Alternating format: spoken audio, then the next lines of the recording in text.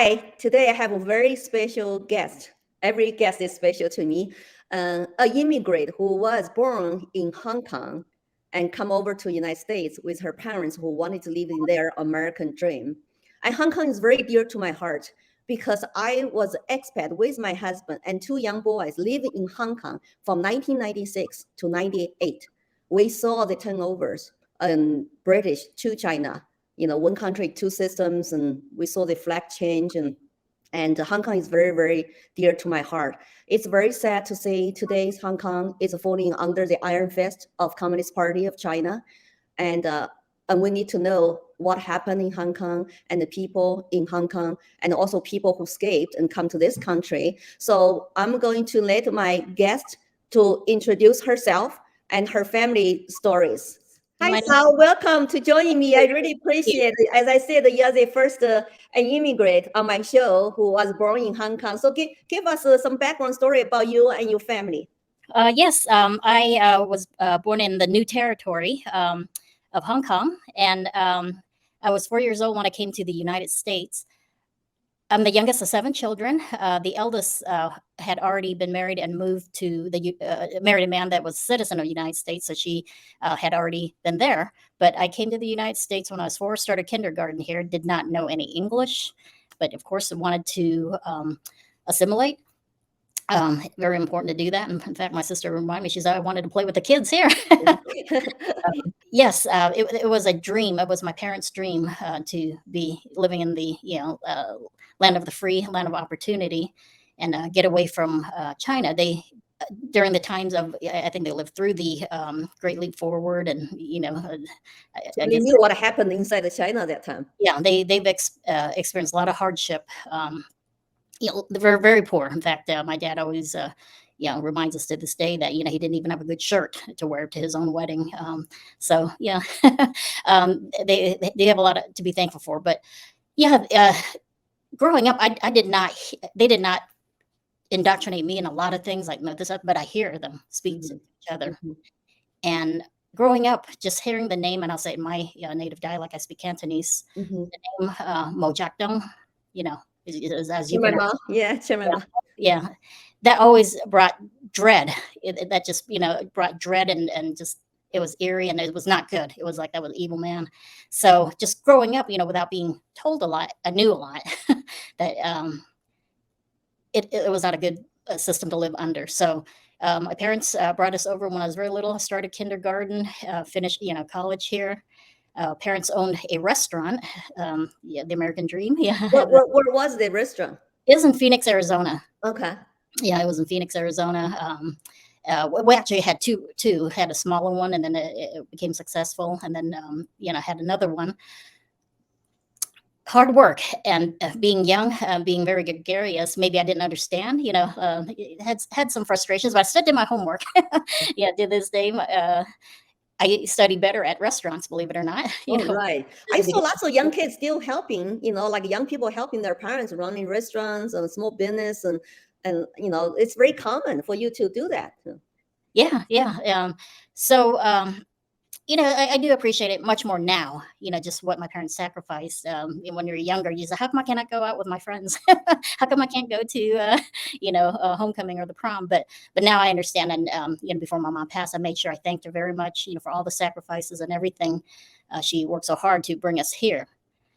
Now, the thing is, we have a generation of people that may not look back and appreciate, like I do now. That's because they've been indoctrinated. And that's, I have relatives of my own that may not understand or appreciate just what the relatives who, escaped tyranny to come and seek freedom. They don't understand. They don't appreciate. It seems like a lot of identity politics, bad teachings in the school system have kind of brainwashed them. Yeah. Chinese communist tactic, brainwash, right? Wow, that you were so very alert and you're very awakened, but you actually did grow up in the United States and went through the United States educational system. So do you recall how much real history that the school taught you about Mao's communism, Cultural Revolution? And because I noticed that the people who were born in this country as first generation Chinese Americans and they just don't know much about the real history if their parents don't, really teach them at home, because our school don't emphasize that. How much did you learn that through your schooling in the U.S.? I actually don't remember too much learning about communism, but I will say on the flip side, which was good, because back then, I grew up in Phoenix, Arizona, very conservative area in that time, and I just remember learning American history a little bit more. I could have paid attention a little better, but I do remember some things, and they will always stick with me. Is that every morning we get up, everybody stands up and pledge allegiance to the flag, followed by a patriotic song. So so that taught me appreciation. That also, what I also was taught was what we fought for here. So the focus was here, and just what other people sacrificed for us to have freedoms here. So So lots of civics education Yeah, and focus yes. on American history, founding fathers, Declaration of Independence, constitutional rights. So, civics of the, like the citizens, need to know. But Right, you do not have any of the stuff that we have today, right? Like lots of crazy stuff. right. Oh gosh, yeah. The education system today is night and day. So I feel very fortunate to grow up at a time where they taught the right things right. Now, it's you don't even recognize, what is this that they're teaching? It's indoctrination. It's wokeism, it's identity politics, it's critical social justice, all the things that are destructive, meant to be destructive. I mean, how use identity politics to deconstruct a society, right? So there are efforts to deconstruct the United States. It's the bastion of freedom, and if U.S. falls, many others fall with it. So I think that's why the efforts have been so harsh, against the United States. And it's been planned a long time ago that the education system was going to be where it starts.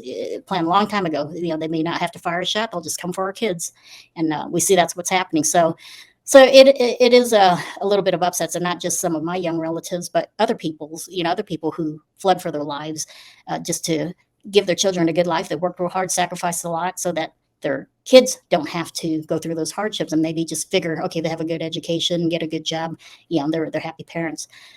However, a lot has crept in. It just seems like, we knew it's been had come in a long time, but just kind of fast and furious.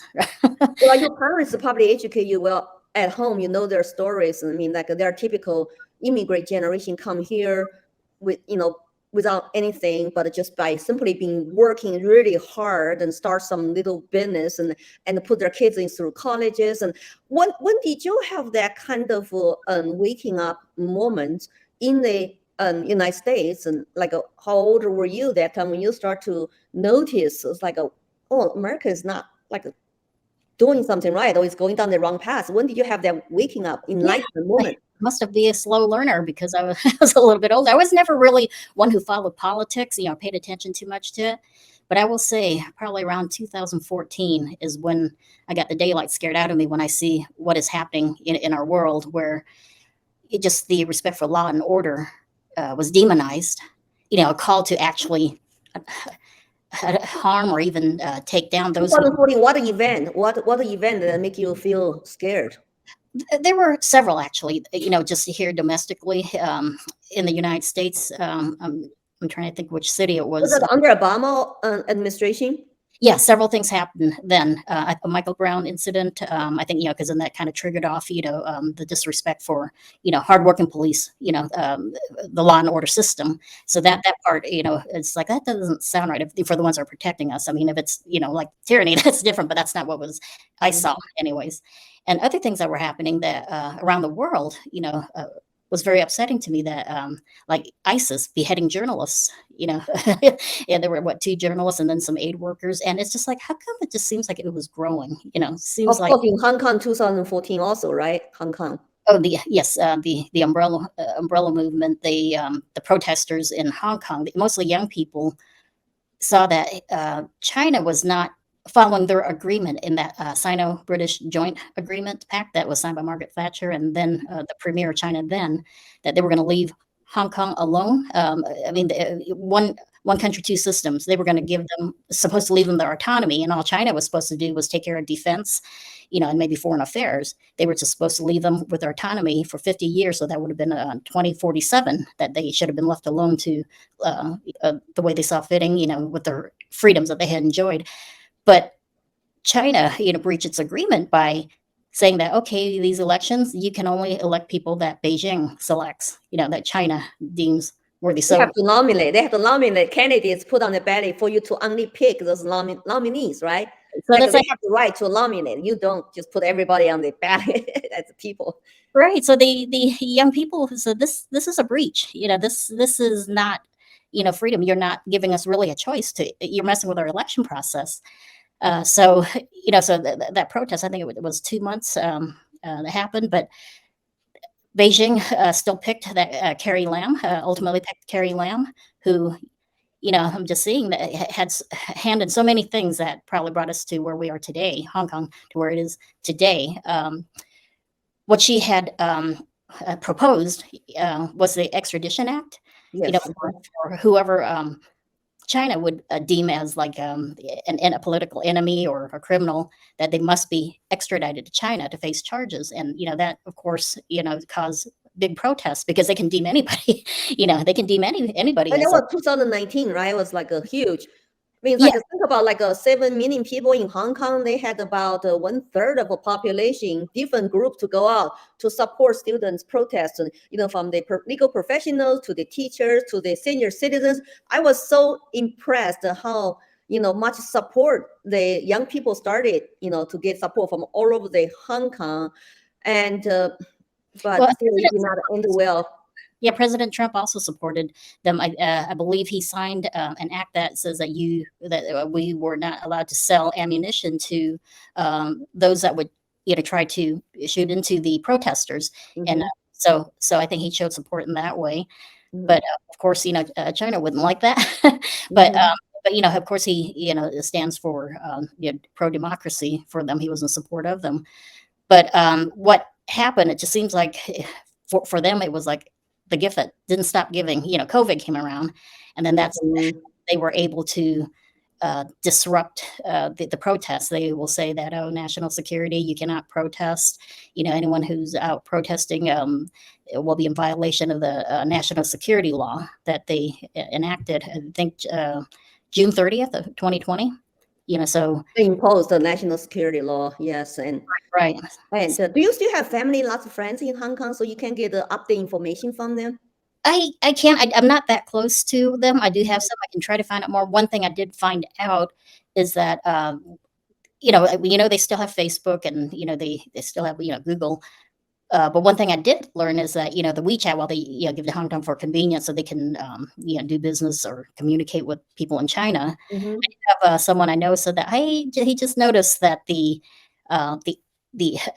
energy drawn from the WeChat app seemed like it took a lot more resources than it really should. So I think he turned off some features and stuff. So it's like, even a Hong Kong. Oh yeah, that's a Chinese censorship app, and everybody is being watched there. Yeah.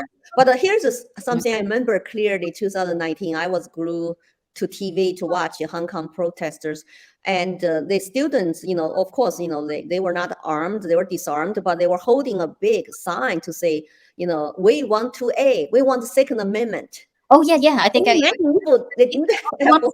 We have didn't see videos of waving the U.S. flag and singing our national anthem.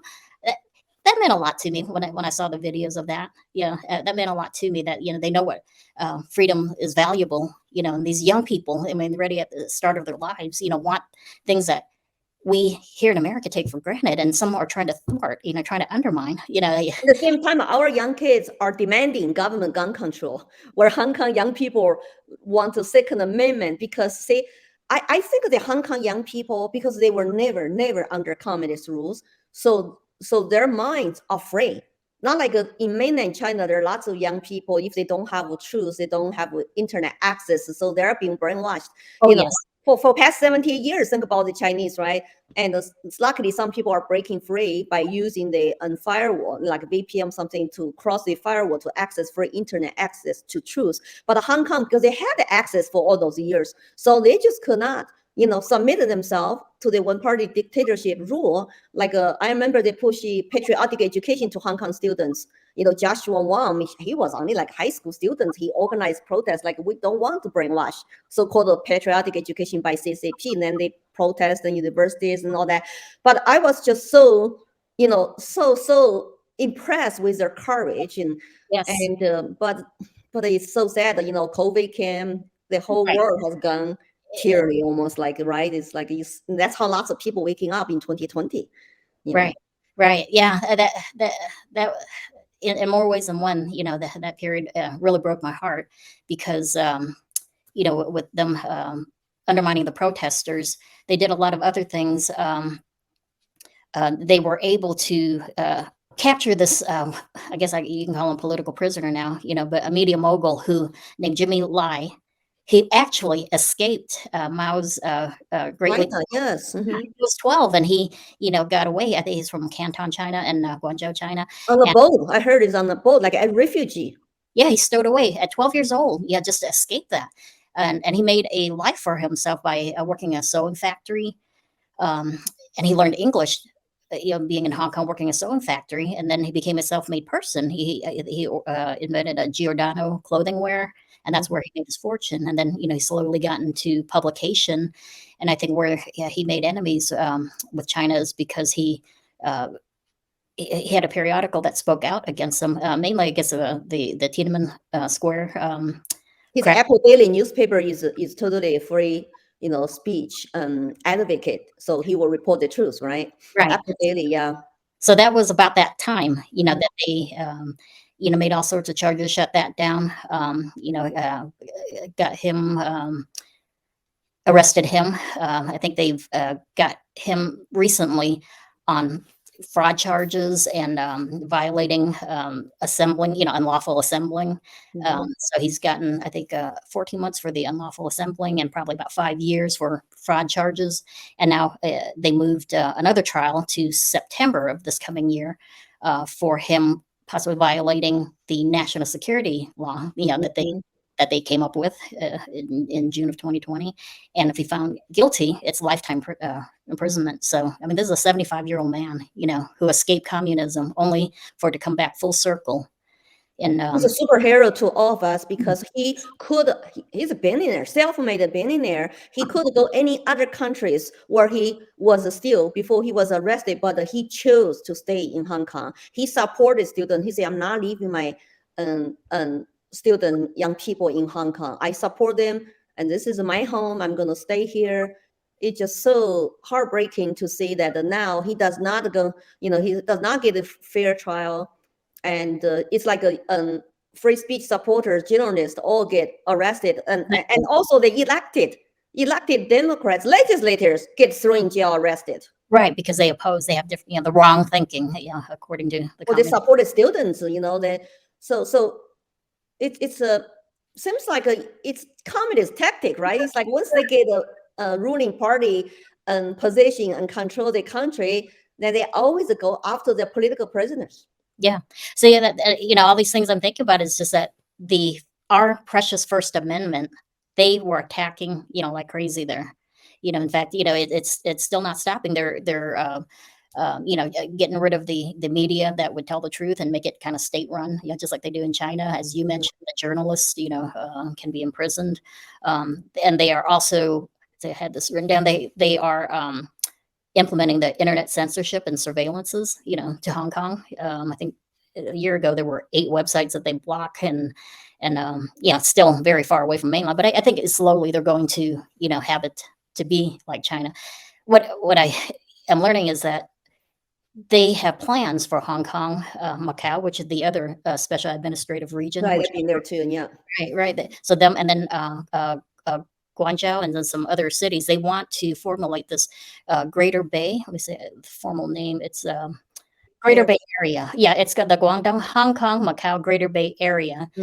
So they want to kind of make that like a financial business sector, 80 million people there. So it's been in the works. So, and I think it was probably proposed, if my research is right around the 2014, right about the time that they were saying, hey, we're going to pick who you get to elect. And it just so happens that the chief executive that would end up winning that election seems to be all for this, so do what Beijing wants. So Well, when you have one party dictatorship and all the officials are not really, democratic elected, so that's what you get. It's one, basically one dictatorship. yeah, And well, I heard of more than 100,000 educated young people left Hong Kong for other English common speaking like countries like Great Britain, or even some go to Australia right. and New Zealand. They don't want to be stuck Yeah, in Hong yeah. Kong.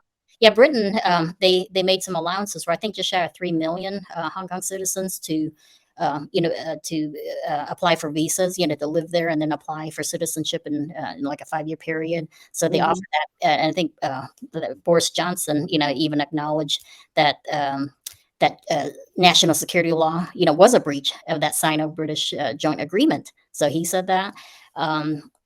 Someone else. Oh, at the time when they had the handover, the president of China then gave assurances that they're going to honor the, one country, two systems. But what can they do now? I think China is claiming, oh no, that was just a little historical piece of paper. That doesn't really mean anything. And how dare you come and tell us what to do? It's China's business now. Hong Kong is China's business, and now stay out. But they dishonored their pact. Deng Xiaoping, who was good for China economy, I'm reading he had part in writing that joint agreement and he died 4 months before the handover. So that part, it's a shame. But I think when Margaret Thatcher had that agreement, there was no. But what if? What if they don't? I think it was. Well, I hope they will learn the lesson from Hong Kong, though. You cannot trust CCP. No. And look, they made a promise to open up, to allow fair competition, have obligations towards a World Trade Organization when they joined, and also promise made about Hong Kong.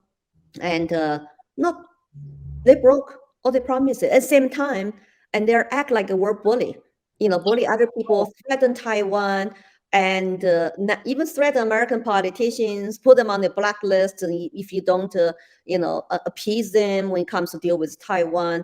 And so what do you think about today? What can Americans do? What can U.S. government do when it comes to deal with China, and even maybe call for those Hong Kong legislators, Jimmy Nye, student leaders release as a part of a negotiation at the table when they deal with China?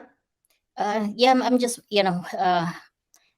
I'm just wondering if the present administration would take heed. I'm not sure. They might just say, "Yeah, that's China's business, not ours."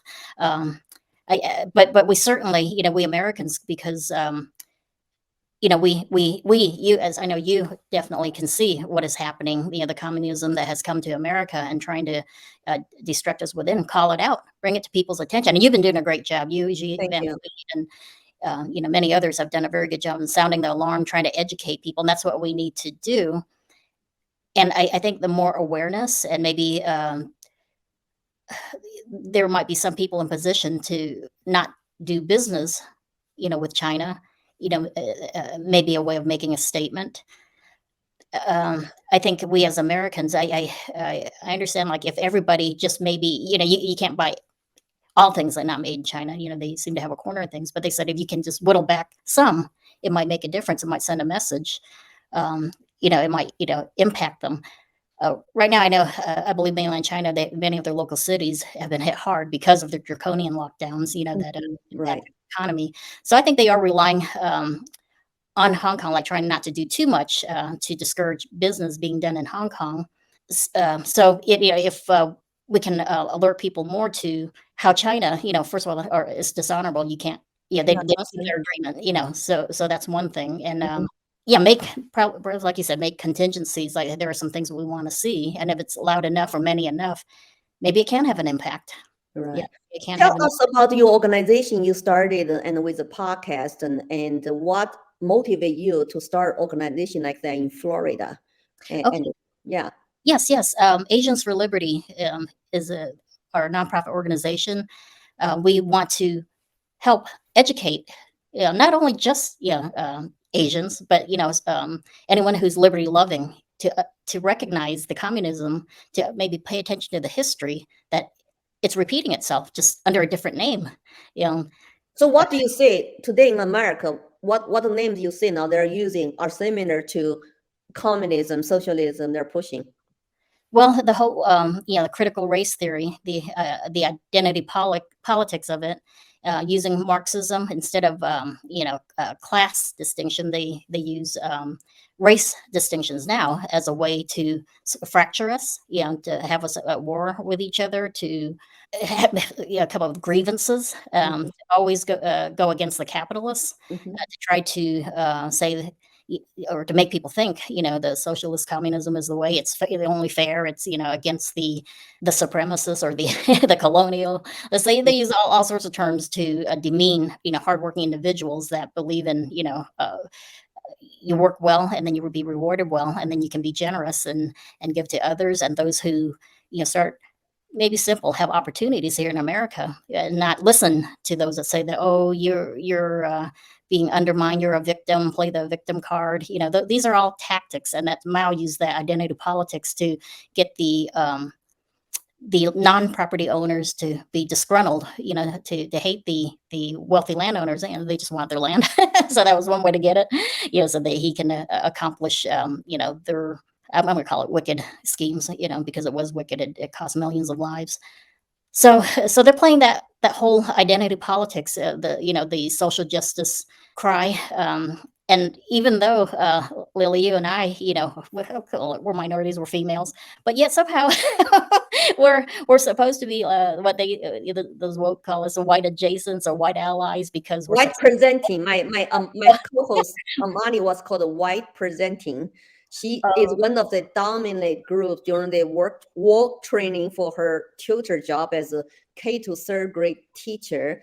Because according to their categories, and even though she's an Asian American, right, people of color there, she was scouted by a white liberal woman to say, don't share your opinions because what you said is white presenting, because she disagreed with their premise, like America is a systemic racist country. And but then she look at category. If you're a citizen, you're a property owner, you're straight. I mean, all these categories, like, oh, I'm dominant, but how did I end up to be in that group? It's identity politics group. Then when she questioned that narrative, they told her, you're white presenting. Stop sharing your opinions to the bigger group, and then give them tests. You have to pass tests to be the tutors in public schools.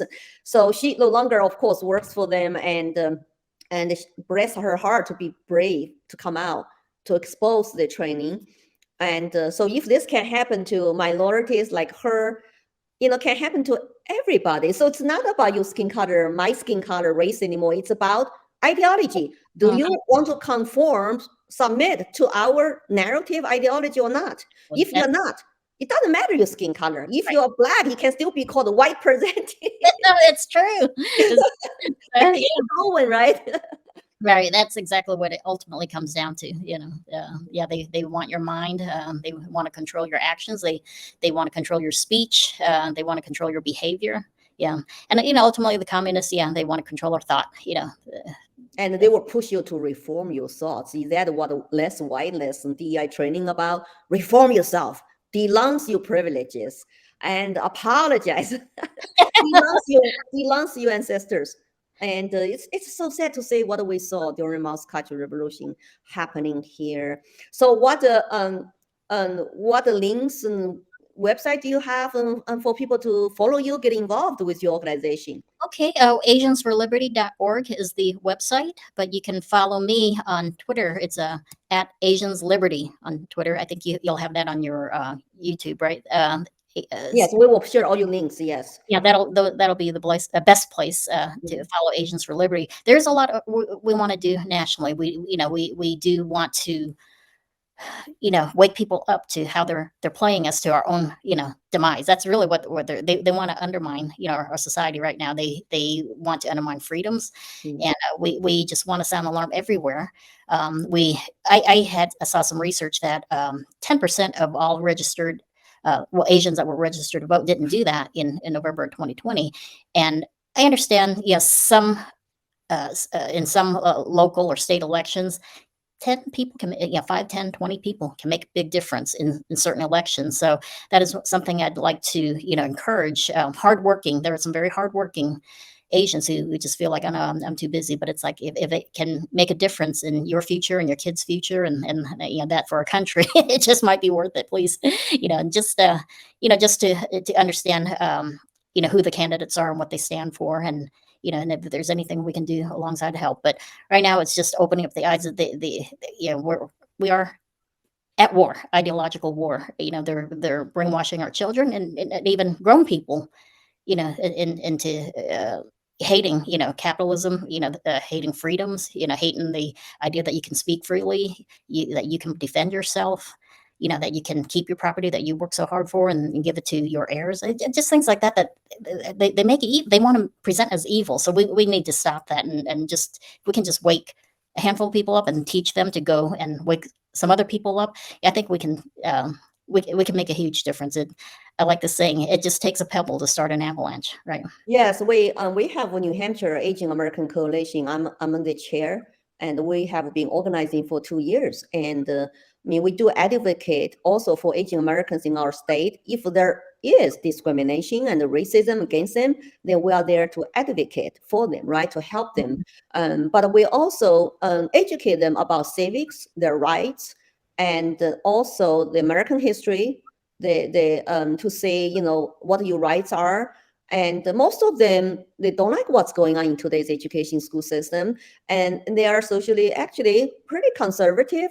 And they want lower taxes, keep more what they earn. They want to have their kids' education to be focused on academics, not on political agendas, not on transgenderism. Parents have rights. We have a big hearing coming up on the 18th of April that the parental rights bill will be heard. I think we are waking up. Even traditionally, Asian Americans are not political, and mostly probably still vote for Democrats. And when they just look at the newspapers, listen to their rhetorics, but the thing is, so I think more and more are waking up, and that's why I always ask people to get involved, and unity is important.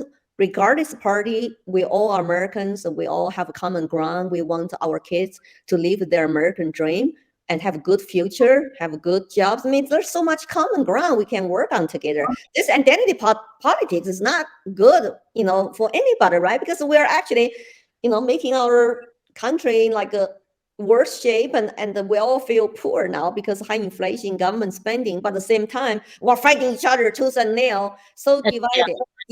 That's part of the tactic. If I may share, two of Asians for Liberties board members are out there in the front lines in the fight in this ideological war that's been unleashed on us. My husband's Michael O'Fallon, and he founded Sovereign Nations, and that was one of the first back in 2016 to sound the alarm of how CRT is creeping into everything. The church, he tried to win a lot of pastors and even some people in maybe political seats to warn them that, hey, this is coming. This is how they're going to unleash a lot of things. This is how they are going to disperse a lot of things, and this is how they're going to try to get around our constitutional protections.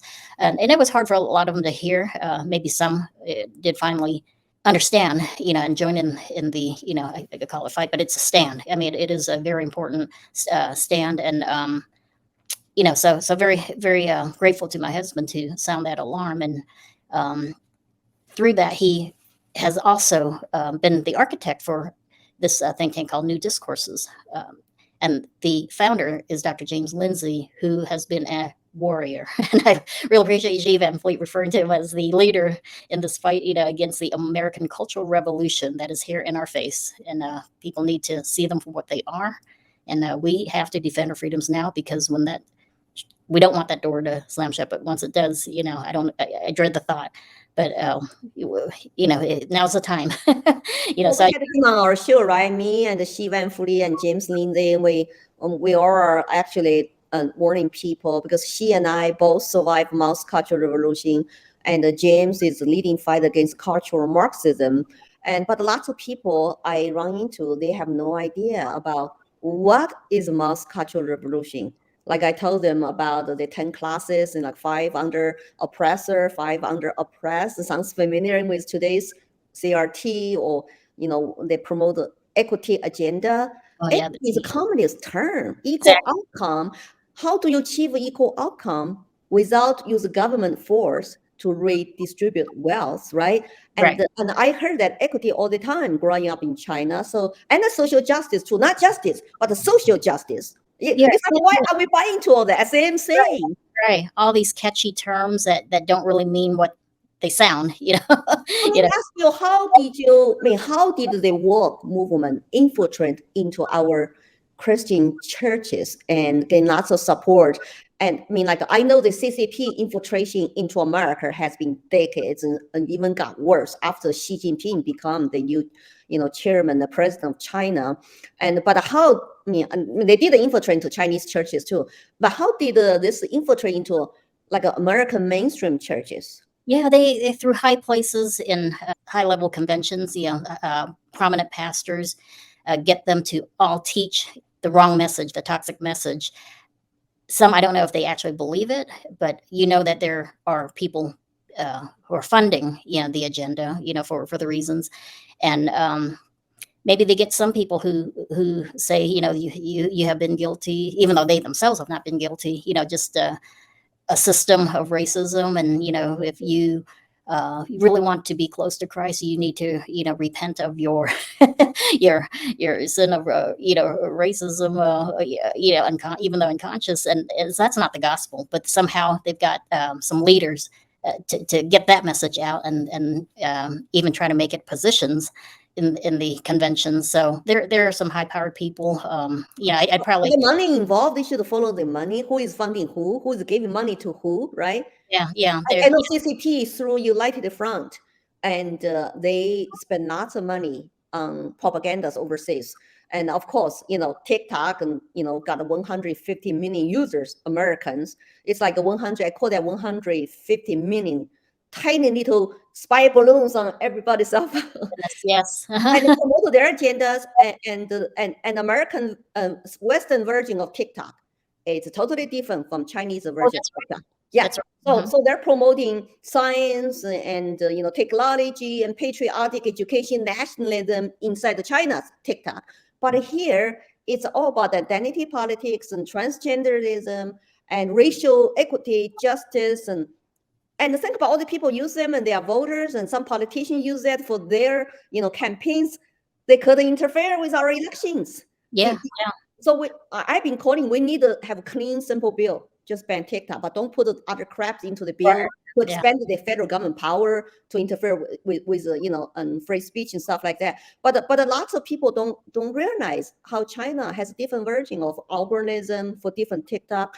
So I've been following up with the Confucius Institute, but I have not been following up with American churches at all. So I'm very worried that maybe there is somebody. I hope somebody is looking into the money and the infiltration, because lots of Christians also need to maybe have their own, go to other churches if your church is no longer the church that you believe in. yeah, and just like your important statement about the country, that you love is becoming like the country that you left. It just sounds like you could say something about the church. The church that used to be a light, is, I don't know what it's reflecting now, reflecting lies, intentional or otherwise, but it's deception, and that should not be a place for the church. I will say, sovereignations.com has done a lot of YouTube videos, talk about it. I think listen to some recent ones, but yeah, he'll call out the names, and he'll tell you how they're doing it. Mhm. So I'll defer to that. He's put in a lot of time, and he's been in the rooms with some of the people. So it's not just guesswork. He really knows what's going on. But that's just another angle to deconstruct us. So the church is a very unfortunately, Rick Warren had said at the World Economic Forum many years ago that the church has to be the third leg of the stool to help the globalists get their way. Yeah. So I'll call that name out. But So you feel like this is a part of a global push to yes, achieve some new world order when it comes to climate change, justice movement, sustainable growth, and whatever the UN Agenda 2030. So it's mm, all kind of connected, and churches are supposed to play a very important role in that. a very big, a very big part. sadly, I've run into a lot of people say, "Hey, as long if our pastor says this, then we do whatever." That's very dangerous. Here we live in the United States. We can, we're able to ask questions. We should be able to study and have open dialogue, open and honest dialogue with each other, right? Discourse Mhm. with each other, and find out if what they say is so. I'll just, if I may quote, I guess the Bible said that.